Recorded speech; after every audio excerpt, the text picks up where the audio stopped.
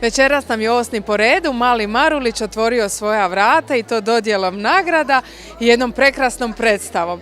Nakon ovoga večera što nas očekuje još sljedeća 4 dana? Očekuju nas 3 jednako uzbudljiva dana. Dakle, do kraja festivala gledat ćemo još 4 predstave u ovom natjecateljskom dijelu programa i jednu posljednjeg dana festivala na zatvaranju izvan konkurencije, a osim predstava, dakle različitih kazališta iz cijele Hrvatske, imamo i programe slušaonica radio igre za djecu u splitskim osnovnim školama i čitanja nagrađenih dramskih tekstova, natječaja za najbolji tekst, koja će se održati u gradskoj knjižnici Marka Marulića. Čitat će studenti glume Umjetničke akademije u Splitu i promociju zbornika nagrađenih tekstova, dakle festivalske publikacije koju izdajemo svako 3 godine. Kao što sam spomenula na početku, počeli smo sa dodjelom nagrada. Koje su se nagrade sve podijelile i za šta? Dakle, kao i uvijek, običaj je prvog dana festivala dodijeliti nagrade za najbolje dramske tekstove, natječaja za dramski tekst za lutkarsko kazalište, kazalište za djecu. Tročlani žiri dodijelio je 3 nagrade. Ukupno je inače pristiglo 45 tekstova, a između pristiglih tekstova žiri je nagradio. 3. nagrada Jasmini Kalaj za tekst Kvantni klinci. 2. nagrada otišla je Selmi Parizi za tekst Dječak koji sanjao more i 1. nagradu dobila je naša Splićanka, spisateljica Olja Savičević-Ivančević za tekst Som na cilome svitu. Cijelo ovo vrijeme veliko i malo vijeće će gledati sve predstave i na kraju Malog Marulića ponovo ćemo dodjeljivati nagrade. Tako je, po završetku festivala, dakle posljednjeg dana u sklopu svečanog zatvaranja dodijelit će se nagrade za najbolja ostvarenja u predstavama. Znači u nekoliko glavnih kategorija, za najbolju predstavu, cjelini, najbolju režiju, najbolji tekst, glumačke uloge, scenografiju, dodijelit će nagrade stručni žiri, a jednu nagradu, posebno omiljenu u kazališnim ansamblima, dodijelit će 5-člani dječji žiri. Nagradu za najbolju predstavu u cjelini po njihovom sudu dječji žiri čine učenici splitskih osnovnih škola od 1. do 5. razreda. I još samo mala informacija, jesu li naši gledatelji zakasnili ili još uvijek mogu doći pogledati koju predstavu i poslušati koju radio izvedbu?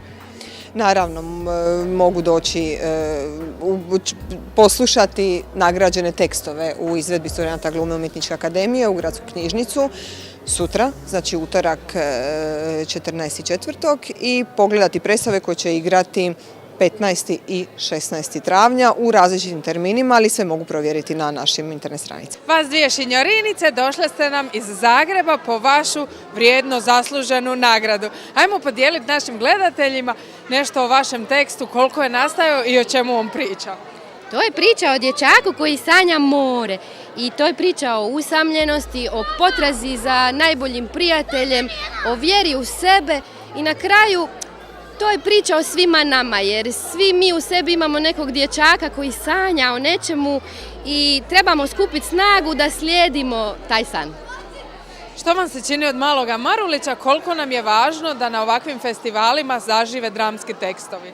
Jako važno i zato mi je čast biti ovdje i mislim da tu zapravo se otvaraju mnoga vrata za mnoge mlade pisce i općenito vrata za sve nas koji nešto stvaramo. Nikad zahtjevniji posao upravo za vas. Po čemu ste se rukovodili, kako baš ovi tekstovi koji ste odabrali, koji ćemo prikazati na Malome Maruliću?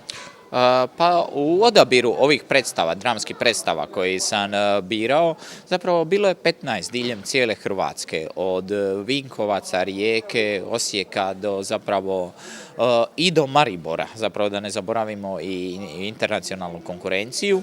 Zapravo i u tom cijelom nizu predstava zapravo htio sam izabrati one koje na neki način izravno komuniciraju sa dječjom publikom, a s druge načinom koji kazališno pričaju neke priče kazališnim jezikom.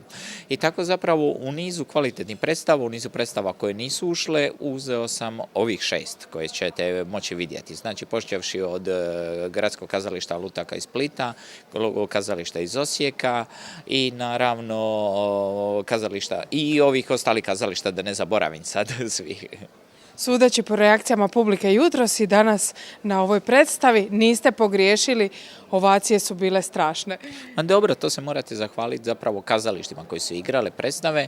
Izbornički posao je najlakši kad imate dobre predstave, tako da zapravo ja sam tu zapravo samo